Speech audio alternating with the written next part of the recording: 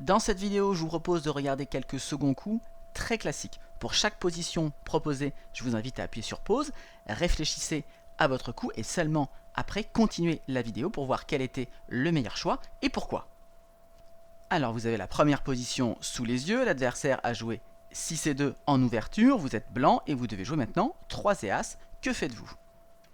Alors ici on peut hésiter entre deux jeux possibles. Premier jeu, on joue 3 et As classiquement, je serais tenté de dire, en faisant le point 5. L'autre possibilité, ce serait de shooter ici. Donc on shoot avec l'As, et pour le 3, deux possibilités, soit splitter 24-21, soit ramener ici un constructeur en 13-10 pour fermer le bar le tour d'après. Alors peu importe en définitive où on joue le dernier 3, le problème de ce jeu c'est que vous allez être très souvent ici frappé en retour. En effet, votre adversaire, dès qu'il va jeter un 6, va vous frapper. À part double 6, évidemment. Ça fait déjà 10G sur 36 où vous êtes frappé. Il y a également 5 et 2 qui frappent, 4 et 3 qui frappent. Ça vous fait 4G en plus, déjà 14G où vous êtes shooté. Des combinaisons comme double 2 ou double 3 peuvent permettre à votre adversaire de vous frapper, même s'il fera probablement autre chose avec. Donc ici, c'est dommage, mais l'avantage que vous avez à frapper trop souvent va disparaître. Et donc pour cette raison, il vaut mieux jouer 3 et As en faisant son point 5. Faire son point 5 en début de partie est un objectif principal. Une fois que vous l'avez fait, au moins c'est quelque chose que vous allez garder tout au long de la partie. Bien, on passe à la position 2, votre adversaire a joué 2 et As, et vous relancez à nouveau 3 et As. Et bien, que faites-vous? Alors, même dilemme que dans la position précédente, on peut faire son point 5, mais on peut également shooter en jouant 3 et As de l'arrière. Alors, quelle est la bonne solution? Eh bien, regardons, si on décide de faire le point 5, le problème de ce jeu, c'est qu'au tour d'après, Noir va jouer et il a de très grandes chances de faire lui aussi son point 5. Avec un As, avec un 3, avec un 6, avec un 8, eh bien, il va pouvoir fermer ici son point 5. Et globalement, eh bien, on sera dans une situation assez équilibrée.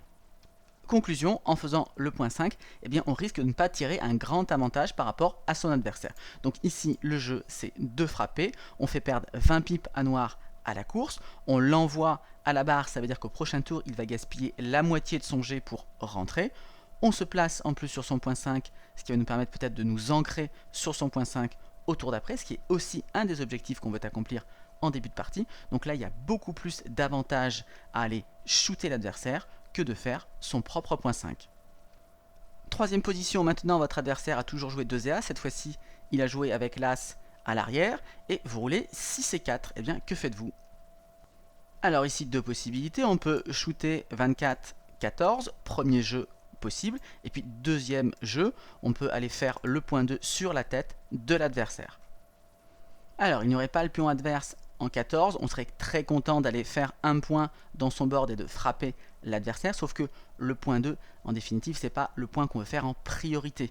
On va plutôt chercher à faire son point 5, son point 4, le bar en début de partie. Et puis frapper en 2, en définitive, on ne fait pas perdre beaucoup de terrain à Noir. Ce qui fait que l'autre jeu ici va être meilleur. On va faire perdre du terrain à la course à Noir, on va extraire un de nos hommes quasiment définitivement de l'arrière. Donc les avantages de ce jeu-là sont supérieurs à l'autre. Il faut donc frapper en 24-14.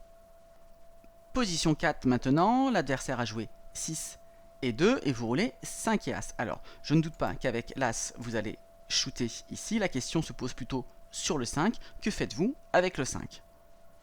Alors, première possibilité, le double shoot, aller frapper 6-1. C'est toujours très intéressant d'envoyer deux hommes adverses à la barre.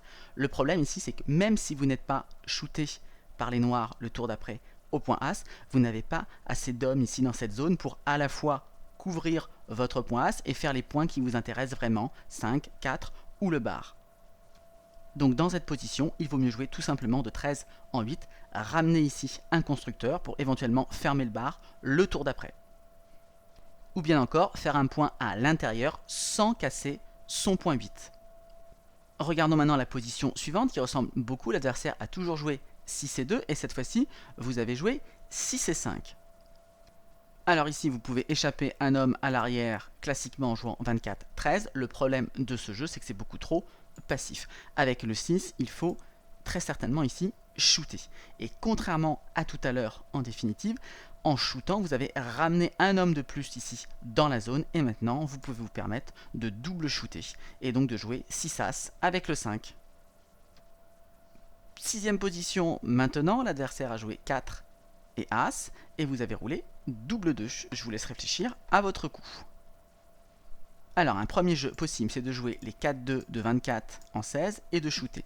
Shooter avec un de ces hommes à l'arrière en début de partie, c'est souvent le bon coup. Sauf qu'ici, c'est un peu dommage de jouer ces 4-2 avec le même homme.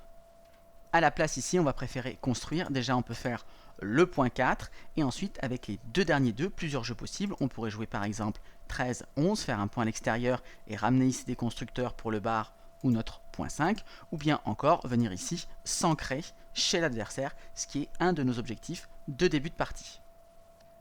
La position suivante ressemble beaucoup, l'adversaire a joué 5 et As en slottant son point 5 et nous on roule double As. Alors que faire?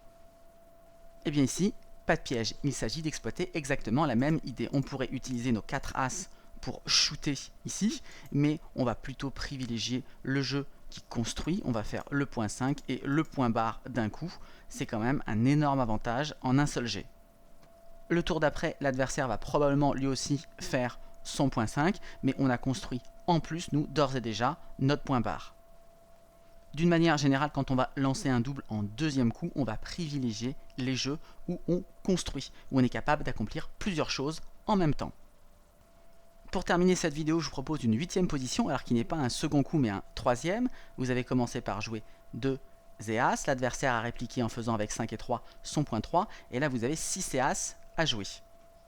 Alors ici c'est une erreur qu'on voit très souvent chez les débutants, on a le choix en fait entre la construction de 2 points. Soit on peut faire le point barre ici, soit on peut faire son point 5. Alors lequel est le bon coup? Eh bien dans cette position, il vaut mieux faire le point 5. Le point 5, encore une fois, c'est le point le plus important à faire en début de partie. C'est un point intérieur, donc quand votre adversaire est frappé, il permet de bloquer la rentrée. Notez qu'en plus, ce coup vous permet de dépiler ici la flèche numéro 6. Vous gardez ici notamment un constructeur sur le point 8 que vous pourrez utiliser sans casser votre point 8. Vous avez une distribution qui est beaucoup plus souple. Les joueurs qui dans cette position vont faire le bar pensent bloquer les 6 adverses. Alors c'est partiellement vrai, ça va bloquer double 6, 5 et 6, mais ça ne bloque pas déjà tous les 6. 4 et 6 notamment shoot, ce qui n'est vraiment pas une bonne chose pour blanc. 3 et 6 et 2 et 6 vont quand même passer ici le prime de 3. Alors le point barre c'est un bon point dans l'absolu, mais il est inférieur au point 5 qui est un point déjà intérieur. Et encore une fois, ce point barre, il n'est pas définitif. Vous allez devoir à un moment donné vous en séparer. Notez qu'après avoir joué 6 et As de cette manière, la distribution est quand même moins jolie. Vous n'avez pas commencé à dépiler ici la pile des 6, ce qui est une faiblesse dans votre jeu. Voilà, cette vidéo est maintenant terminée. J'espère qu'elle vous aura permis d'y voir un peu plus clair sur ces seconds coups qui sont vraiment très classiques. Bonne partie à tous et à bientôt pour d'autres vidéos.